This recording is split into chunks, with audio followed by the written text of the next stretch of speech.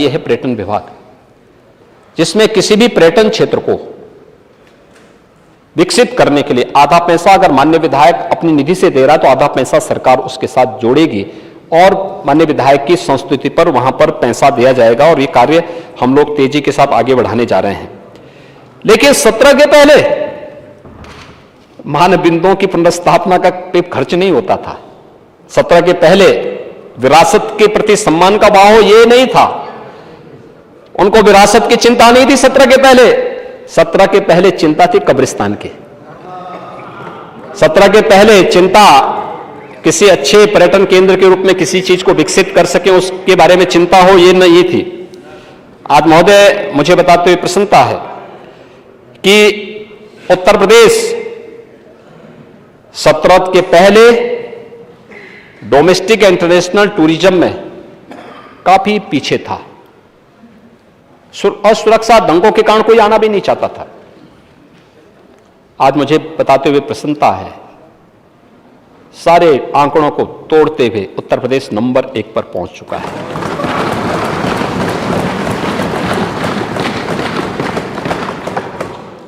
प्रयागराज में हुए भव्य और दिव्य कुंभ को हर व्यक्ति जानता है। तीर्थ विकास परिषदों का गठन करके हम उन तीर्थों के उनके भव्य स्वरूप को, उनके आध्यात्मिक और सांस्कृतिक वैभव को संरक्षित करते हुए उसको विकसित करने का कार्य भी कर रहे हैं। इसमें ब्रज तीर्थ विकास परिषद भी है, विंध्य धाम तीर्थ विकास परिषद भी है, चित्रकूट धाम तीर्थ विकास परिषद भी है, अयोध्या धाम तीर्थ विकास परिषद भी है, सुख तीर्थ विकास परिषद भी है, देवीपाटन धाम तीर्थ विकास परिषद भी है, नेमिस का भी है। ये सभी तीर्थ विकास परिषदों के गठन की कार्रवाई को भी हम तेजी के साथ आगे बढ़ाने का कार्य कर रहे हैं और पर्याप्त धनराशि इन सभी कार्यों के लिए भी हम लोगों ने यहां पर उपलब्ध करवाया है। प्रदेश के अंदर लखनऊ, प्रयागराज, वाराणसी, आगरा, मथुरा, वृंदावन में पर्यटन विभाग द्वारा हेलीपोर्ट के निर्माण के कार्य को भी हम लोग तेजी के साथ आगे बढ़ाने का कार्य कर रहे हैं। श्रृंगवेरपुर में आपने डॉक्टर संजय निषाद की बात नहीं सुना होगा, वहां बन गया है ना, संतुष्ट है ना? ठीक है। निषाद राजगोया पर्यटन स्थल और बहराइच में भी महाराज सुहेलदेव स्मारक का निर्माण चल रहा है। महोदय, इसके अलावा प्रदेश के अंदर नेमिस में वेद विज्ञान अनुसंधान केंद्र की स्थापना करने के साथ ही आज प्रदेश के अंदर कैलाश मानसरोवर भवन का निर्माण भी हो रहा है। आज इसके कार्य को भी हमने तेजी के साथ आगे बढ़ाया है। हाँ, विदुर कुटी में भी हम लोग कार्य कर रहे हैं। विदुर कुटी पे भी कार्य हो रहा है। हस्तिनापुर में भी कार्य हो रहा है। हस्तिनापुर में भी महोदय, प्रदेश के अंदर मेडिकल एजुकेशन के सेक्टर में भी अभी मैं आऊंगा पुराने उस पे भी। 2017 के पहले की क्या स्थिति थी, 2017 के बाद की स्थिति क्या थी, ये किसी से छुपा हुआ नहीं है। लेकिन आज हम ये कह सकते हैं कि उत्तर प्रदेश देश की सबसे बड़ी आबादी का राज्य, 75 जिले हैं, लेकिन उत्तर प्रदेश आज 1 डिस्ट्रिक्ट 1 मेडिकल कॉलेज की तरफ जा रहा है। पहले की तुलना में स्वास्थ्य सेवाओं को बहुत अच्छा करने का प्रयास किया है। जो मैंने परसों भी कहा, 2017 के पहले जिस प्रकार की अराजकता थी, न दवा थी, न डॉक्टर थे, न पैरामेडिक्स थे, सब कुछ अस्त व्यस्त था। आज उसमें काफी हद तक नियंत्रण करने और उसको लाइन अप करने का काम किया गया और मैं कह सकता हूं तेजी के साथ इसमें सुधार हो रहा है और सरकार ने जो रिफॉर्म किए हैं उसके परिणाम बहुत तेजी के साथ सामने आएंगे। आज बिना भेदभाव के शासन की योजना का लाभ, आयुष्मान भारत की योजना हो, मुख्यमंत्री जन आरोग्य योजना की योजना हो या केंद्र और राज्य सरकार के द्वारा जुड़ी हुई हर योजना का लाभ, ये प्रदेश के अंदर हम लोग हर एक लाभार्थी तक उपलब्ध कराने का कार्य कर रहे हैं और इसी का परिणाम है कि भारत सरकार का आयुष्मान भव कि अभियान में उत्तर प्रदेश को पहला स्थान प्राप्त हुआ है। आयुष्मान भारत योजना में 3,432 हॉस्पिटल उत्तर प्रदेश के ऐसे हैं जो इम्पैनल्ड हुए हैं और इसमें से अब तक 21,98,000 लोग सीधे सीधे लाभान्वित हुए हैं, यानी जिन्होंने 5 लाख रुपए की आयुष्मान भारत की सुविधा प्राप्त करने के बाद इन लोगों ने इस पर कार्य किया है।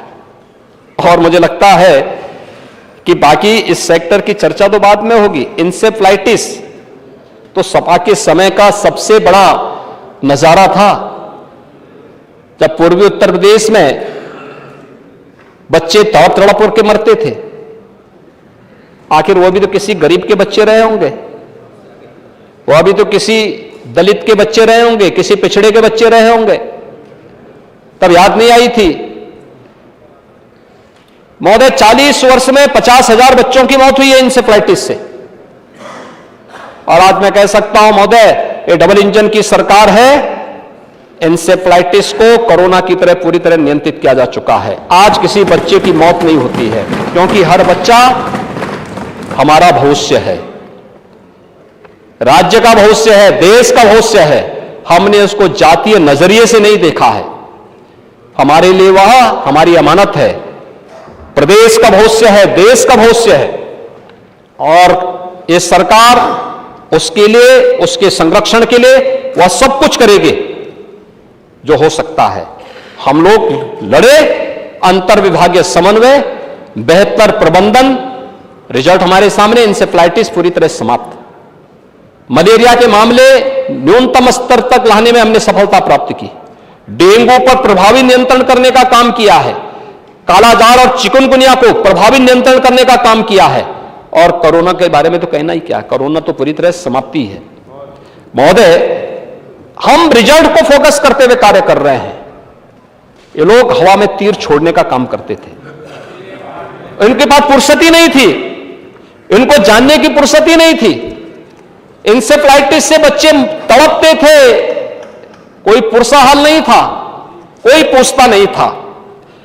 और उस समय महोदय जिस प्रकार की स्थितियां थी वो किसी से छुपी हुई नहीं है।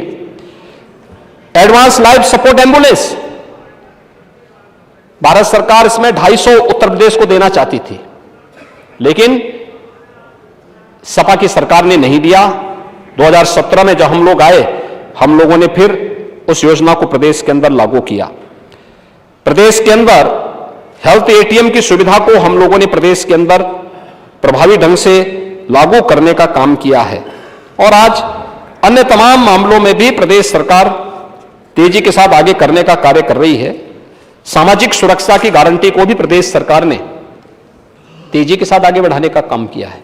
महोदय, सामाजिक सुरक्षा में 17 के पहले हर योजना भ्रष्टाचार की भेंट चढ़ती थी। हर योजना, विकास का पैसा यहां किसी लाभार्थी के लिए जाता था, बंदर बांट शुरू होता था। आज मैं कह सकता हूं कि पारदर्शी व्यवस्था के कारण जीरो लीकेज के लक्ष्य को डीबीटी के माध्यम से हम लोगों ने अचीव किया है। और आज इसी का परिणाम है कि प्रदेश के अंदर आवास की योजना हो, पेंशन की हो, छात्रवृत्ति की हो, प्रोक्यूरमेंट की हो, बच्चों के चाहे वह यूनिफॉर्म का हो, स्टेशनरी का हो, या फिर किसी भी अन्य लाभार्थी परक योजना का लाभ डीबीटी से देने का परिणाम क्या कि प्रदेश के अंदर हम लोग 54,50,000 गरीबों को एक एक आवास देने में सफल हुए हैं।